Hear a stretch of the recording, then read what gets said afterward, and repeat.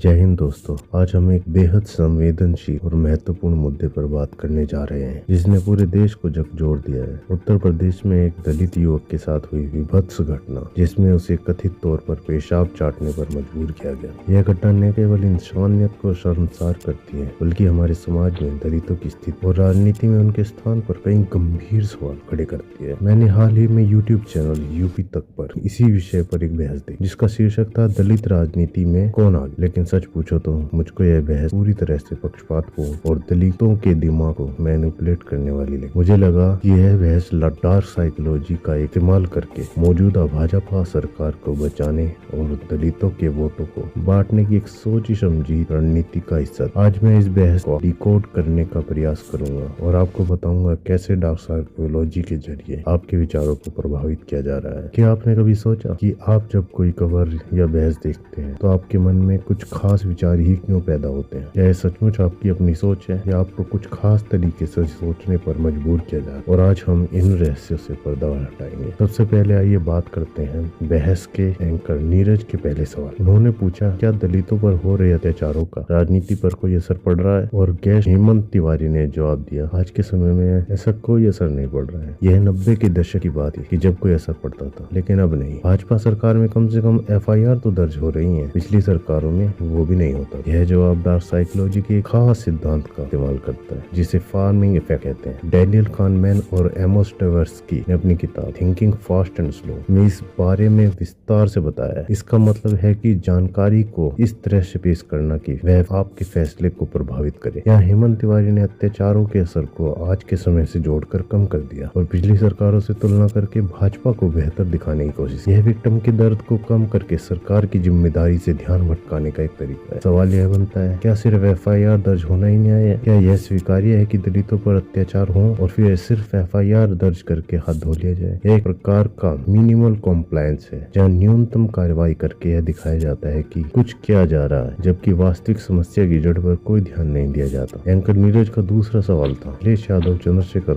राहुल गांधी मुद्दे उठा रहे हैं लेकिन मायावती नहीं। हेमंत तिवारी जी इस पर जवाब देते हैं, अखिलेश को अब दलित वोट मिलते हैं लेकिन पहले सपा दलितों की पसंद नहीं थी। उन्होंने मायावती की आलोचना की। उन्होंने यह कहा कि मायावती जी ने यह मुद्दा बिल्कुल नहीं हो। दोस्तों, यहाँ अंग्रेज तो खामखाई बदनाम है कि उन्होंने फूट डालो राज करो की नीति अपनाई, लेकिन भारत में एक खास वर्ग के लोग ये नीति का सदियों से इस्तेमाल करते आ रहे हैं और यहाँ भी डिवाइड एंड कॉन्कर की रणनीति का एक उत्कृष्ट उदाहरण देखने को मिलता है जिसका वर्णन निकोलो मैकियावेली ने अपनी प्रसिद्ध पुस्तक द प्रिंस में किया है। इसका उद्देश्य दलित वोटों को बांटना और मायावती की विश्वसनीयता पर सवाल उठाना। दलित राजनीति में एक मजबूत और एकीकृत आवाज को कमजोर करने के लिए यह एक क्लासिकल चाल है। इस बात को कोई नहीं झुठला सकता। मायावती जी ने न केवल दलितों के लिए बल्कि सभी जातियों को और समुदायों के लिए महत्वपूर्ण काम किए हैं। उन्होंने सामाजिक न्याय और समानता के लिए एक मजबूत आंदोलन खड़ा किया है। लेकिन इस बहस में उन्हें दरकिनार करके दलितों को यह संदेश देने की कोशिश की गई कि उनके पास अब अन्य विकल्प, और डार्क साइकोलॉजी में इसे ही गैस लाइटिंग कहा गया है, जहां आपके दिमाग को यह समझा दिया जाता है कि जिसे आप अपना नेता मानते हो वही आपका सबसे बड़ा दुश्मन, जबकि अन्य सभी आपके हित है। फिर नीरज ने पूछा, राहुल गांधी दलित वोटों पर ध्यान दे रहे हैं, जब भी दलित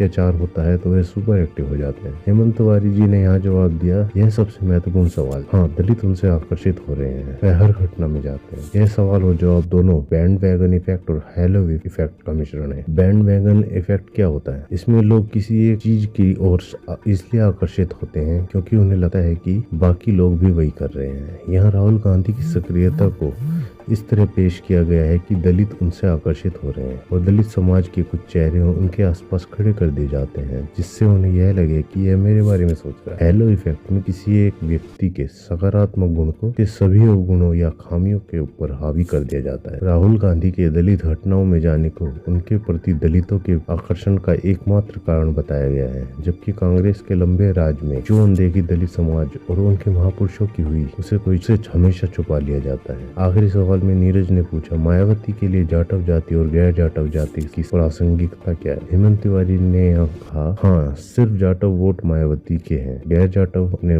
नेता खुद चुनते हैं। यह सवाल जवाब दोनों दलित समुदायों में विभाजन करने की कोशिश है, जिसे इन ग्रुप और आउट ग्रुप बायस किया जाता है। यह एक प्रकार का विभाजन है जिसे हेनरी तेजफेल ने अपनी पुस्तक सोशल आइडेंटिटी थ्योरी में बताया है। दलितों को जाटव और गैर जाटव में बांटकर उनके बीच में विभाजन की भावना पैदा की जाए। एक समुदाय को यह एहसास कराया जाए कि मायावती उनकी जाति से है, वहीं दूसरे समुदाय में यह भावना पैदा की जाए कि उनकी जाति का कोई नेता नहीं, जबकि उत्पीड़न के समय ये सब छिपा ले जाता है कि किस जाति के साथ उत्पीड़न हुआ। कुल मिलाकर एकता को कमजोर करने का प्रयास। मायावती ने हमेशा सर्वजन हिताय सर्वजन सुखाय की बात की और सभी वर्गों को साथ लेकर चलने का प्रयास किया है। इस बहस में उनकी छवि को एक जाति विशेष के नेता के रूप में पेश करने की कोशिश की गई है। अब सवाल होता है, क्या सिर्फ यह एक राजनीतिक बहस थी या इससे बढ़कर कहीं और कुछ भी था? आपको क्या लगता है? आप इन मनोवैज्ञानिक चालों को पहचान पाते हैं या नहीं? पूरी बहस की कुछ मुख्य बात, अत्याचार की घटना पर सरकार की जिम्मेदारी को कम करके सिर्फ उसे एफआईआर दर्ज करने वाले के रूप में पेश किया गया है। यह डिफ्लेक्शन की रणनीति है जहां ध्यान असली मुद्दे से भटकाया जाता है। दलितों पर बहस करना, बहस के दो कारण होते हैं, या तो किसी सरकार ने उनके हित के लिए काम किया हो या किसने कितना काम किया है, जबकि कड़वी सच्चाई यह है कि नॉन दलित सरकारों ने कभी भी कोई काम तो नहीं किया। तो बहस का एक ही मुद्दा बचता है कि किस दलितों पर किसने ज्यादा या कम अत्याचार किए, और एक प्रकार की प्रतियोगिता चल रही है, कौन उत्पीड़न होने पर सबसे पहले सोशल मीडिया पर बोलता है या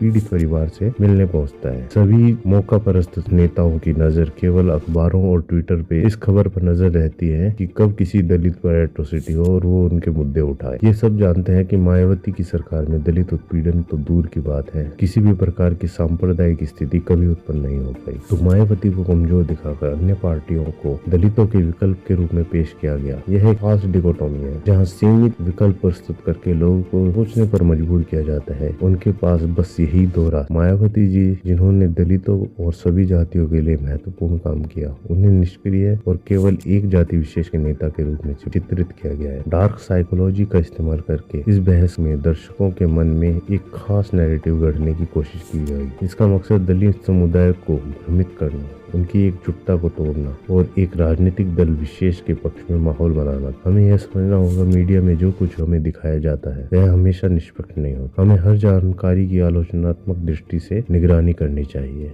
और खुद सोचना चाहिए कि हमें क्या दिखाया जा रहा है। अंत में हम ये कह सकते हैं कि पॉलिटिक्स डिकोडेड का मकसद आपको इन छिपी हुई रणनीतियों से अवगत कराना था, ताकि आप अपने विवेक का इस्तेमाल कर। आपकी इसके बारे में क्या राय है, हमें कमेंट करके बताएं। आपको यह वीडियो पसंद आया तो इसे लाइक करें, शेयर करें और डिकोडेड को सब्सक्राइब करना ना भूलें। अगले एपिसोड में फिर मिलेंगे एक नए मुद्दे के डिकोडिंग के साथ। तब तक के लिए सोचते रहें, सवाल करते रहें, सच की तलाश में रहें। जय हिंद।